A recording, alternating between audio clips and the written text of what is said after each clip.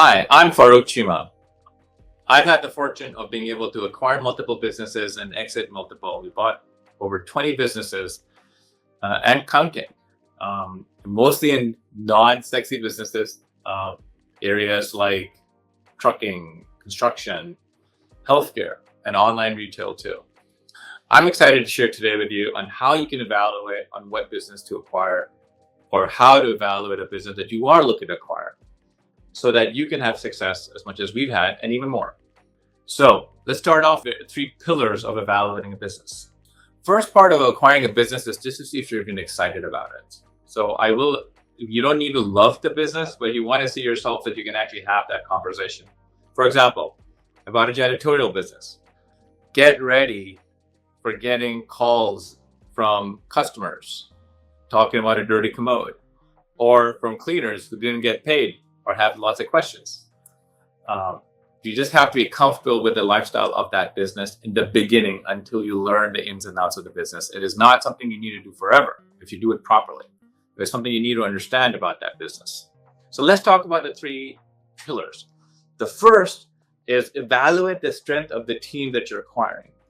You want to buy a business that's already profitable, that already has free cash flow. We'll talk about how you'll fund it, but you need to be able to rely on the team to handle the day-to-day for you.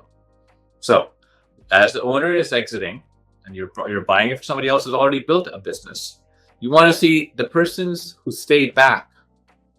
Are they motivated to grow the business like you want to?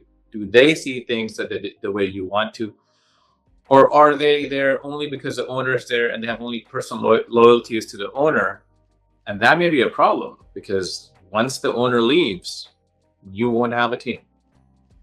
Now, the exciting part about buying a business is, in fact, the people who stay back with the business, because sometimes it gets very exciting. You will find that some of them wanted to grow, they know how to grow a business, but the previous owner didn't give them the chance to.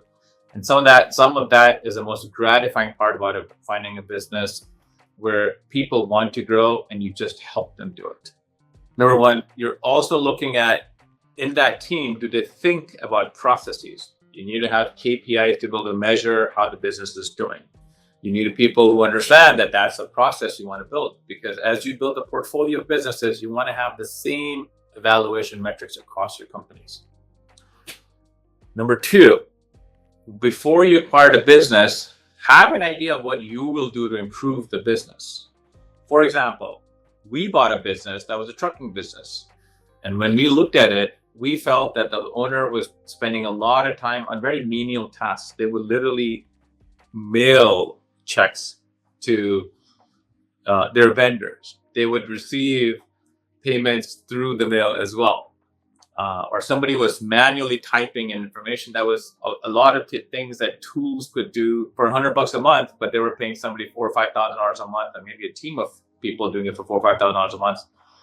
And so you want to have an idea what you will improve, so that as soon as you hit the ground running, not only do you get the profits that they've already been making, but you know how to increase the profits.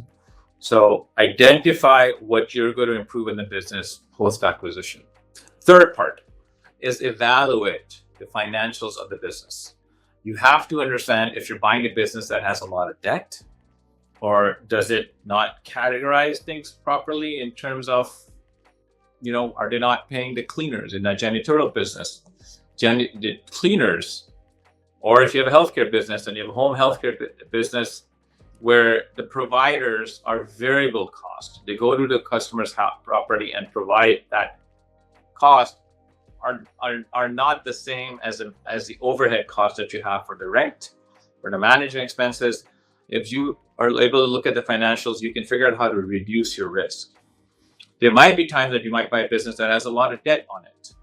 Understand, are you going to acquire that debt post-acquisition or not? It may very well be that you have negotiated with the seller that you will pay them the price, but they will take care of the debt. You won't, because you had not planned on having to take care of those loans, and they may be personally guaranteed or not. At the same time, you may decide to acquire the debt because it might reduce the price you're buying. Let's assume you're buying a business that's worth $1 million, but you're taking on a debt of $600,000, assuming that from the bank or the lenders that the owner has, may mean that you're able to pay less than $1 million cash because you're acquiring the debt too, helping you to acquire the business. And you may have more discipline on the financial management than the previous owner did, or they may be very good at sales, but not on the financial side. So you may decide to let the owner stay around for a while, and they do what they love doing, and you're able to focus on the back end of the business. These three things, I feel, are extremely important as you evaluate a new business. And it can be very, very exciting buying a new business, and very gratifying too, not just financially, but in terms of seeing how your business and your team has been built up under your leadership. It can also come with a lot of risks, but majority of these risks are handled by these three things.